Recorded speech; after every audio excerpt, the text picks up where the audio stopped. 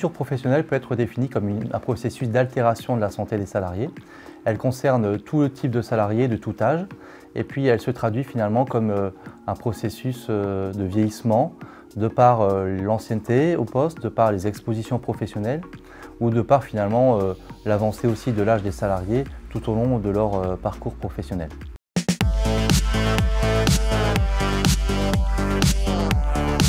Alors l'usure professionnelle trouve sa cause dans une multitude de facteurs en fonction aussi des personnes et des environnements de travail dans lesquels les salariés exécutent justement leur mission.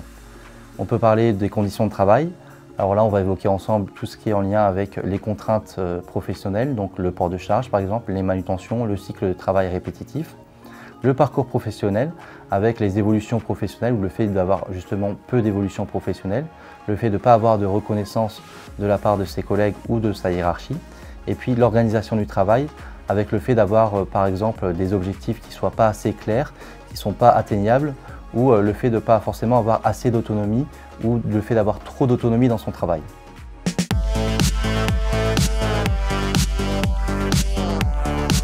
Alors l'usure professionnelle peut se manifester sous différentes formes. Il existe des symptômes physiques, des symptômes psychiques et des symptômes cognitifs.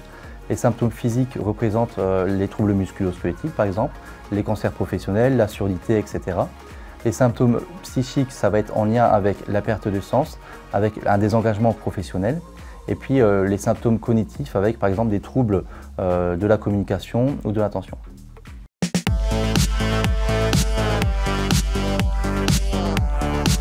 Alors on distingue plusieurs impacts de l'usure professionnelle, à la fois sur la santé du salarié, mais aussi sur l'entreprise. Alors du côté salarié, on va avoir une détérioration de la santé du salarié en question. On va également avoir une perte de motivation, une perte de compétences de la part du salarié. Et puis du point de vue entreprise, on va également avoir une augmentation de l'absentéisme, une augmentation du turnover, et puis une détérioration du climat social, des rapports sociaux, et également une désorganisation du service ou de l'entreprise de manière générale.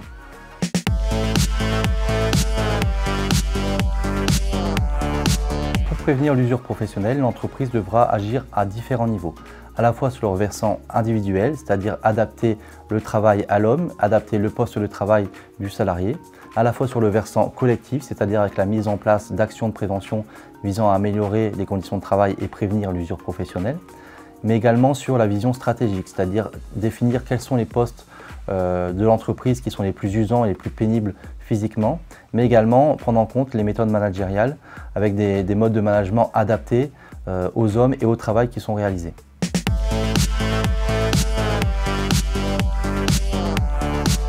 Les équipes de Pôle Santé Travail peuvent vous accompagner dans cette démarche de prévention dans le but à la fois d'améliorer les conditions de travail mais aussi de prévenir et limiter les troubles musculo-squelettiques ou une usure professionnelle.